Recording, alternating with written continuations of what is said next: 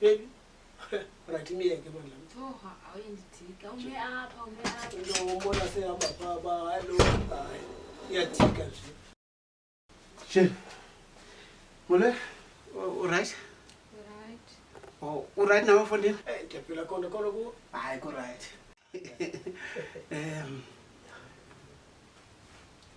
Manje ufike.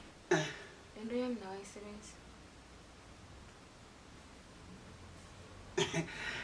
Uyathanda udlala ku baby. Andidlali. Lento yami nawe iphelile. Into leyo baby ngingasebenzi. Lento yami nawe yoba sithandana ayisebenzi iphelile. Hayi baby, kutheni uzothetha zonto kukho umuntu wasemzini? Lo muntu wasemzini umbona yiboyfriend yami. Boyfriend yami. So yimi man. So lilonke busi uthi wena ndikuyekele ba une boyfriend.